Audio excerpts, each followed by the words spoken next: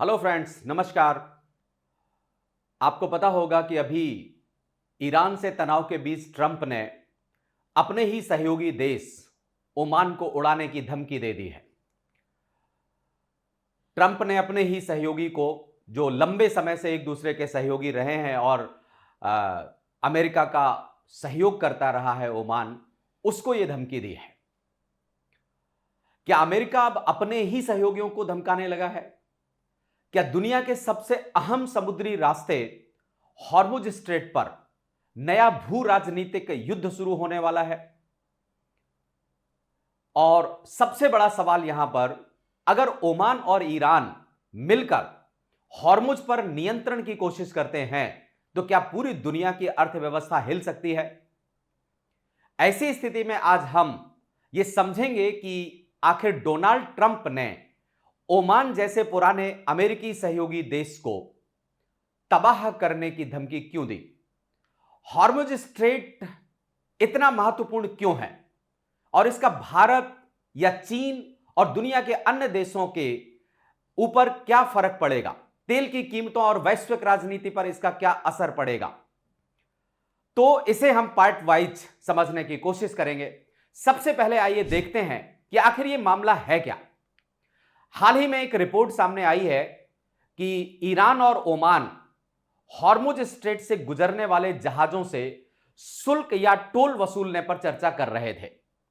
हालांकि बाद में यह कहा गया कि यह सीधे टोल टैक्स नहीं बल्कि सेवाओं के बदले शुल्क लेने का प्रस्ताव था।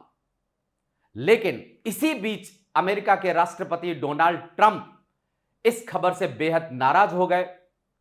व्हाइट हाउस में उन्होंने कहा, ओमान को बाकी देशों की तरह व्यवहार करना होगा, नहीं तो हमें उन्हें तबाह कर देना पड़ेगा। अब सोचिए, ओमान कोई दुश्मन देश नहीं है अमेरिका का, बल्कि दशकों से अमेरिका का करीबी और सहयोगी रहा है। तो फिर इतनी बड़ी धमकी डोनाल्ड ट्रंप के द्वारा क्यों दी गई? दूसरी बात, हॉर्मुज स्ट्रेट इतना महत्वपूर्ण क्यों है?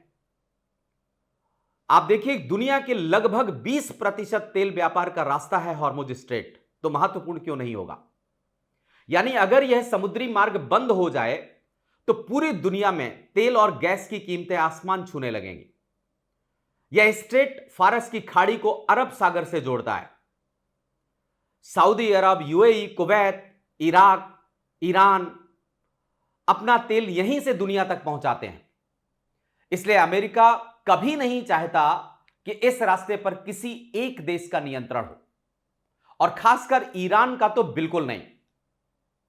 अमेरिका अपने वर्चस्व को जरूर बनाए रखना चाहता है। अब ऐसी स्थिति में ओमान का बाकी गल्फ देशों से अलग क्यों माना जाता है? क्यों ओमान बाकी देशों से अलग है? ओमान हमेशा से मध्य पूर्व में शांत मध्यस्थता की भूमिका निभाता रहा है। जहां यूएई और सऊदी अरब अक्सर अमेरिका के साथ खुलकर खड़े दिखाई देते हैं, वहीं ओमान संतुलन बनाए रखता है। ओमान के अच्छे संबंध अमेरिका से भी हैं, तो दूसरी ओर ईरान से भी उसके अच्छे संबंध हैं। यहां तक कि 2015 के ईरान परमाणु समझौते में भी ओमान ने गुप्त वार्ताओं की मेजबानी की थी। यानी ओमान एक ब्रिज की तरह काम करता है। लेकिन अब लगता है कि अमेरिका को डर है कि ओमान कहीं ईरान के ज्यादा करीब तो नहीं जा रहा है। ऐसी स्थिति में सवाल तो उत्पन्न होना स्वाभाविक है। अगली बात करते हैं कि ट्रंप आखिर क्यों चाहते हैं और उनका क्या इरादा है। ट्रंप का लक्ष्य है हॉर्मुज स्ट्रेट पूरी तरह खुला रहे, ईरान को कोई नियंत्रण ना मिले, अमेरिका क्षेत्र में अपनी शक्ति बनाए रखे, अरब देशों और इजराइल के संबंध सामान्य हों। यहां तक कि ट्रंप ने साफ कहा, हॉर्मुज सबके लिए खुला रहना चाहिए, इस पर किसी का नियंत्रण नहीं होगा। यानी अमेरिका खुद को इस क्षेत्र का अंतिम सुरक्षा गारंटर मानता है। इस तरीके की धमकी अमेरिका ने इसी दृष्टिकोण से दी है। अब बात करते हैं कि भारत पर इसका क्या असर पड़ेगा। यह सबसे महत्वपूर्ण सवाल है हमारे दृष्टिकोण से कि भारत पर इसका क्या असर पड़ेगा। भारत अपनी ऊर्जा जरूरतों का एक बड़ा हिस्सा खाड़ी देशों से आयात करता है। अगर हॉर्मुज स्ट्रेट में तनाव बढ़ता है या टोल वसूली के काम होते हैं तो तेल महंगा होगा, पेट्रोल डीजल की कीमतें बढ़ेंगी, महंगाई बढ़ सकती है, व्यापार लगातार बढ़ेगा। भारत के लिए सबसे बड़ी चुनौती होगी ऊर्जा सुरक्षा और रणनीतिक संतुलन, क्योंकि भारत के अच्छे संबंध अमेरिका से भी हैं, ईरान से भी हैं और खाड़ी के अन्य देशों से भी है। ओमान भी हमारा एक अच्छा मित्र है।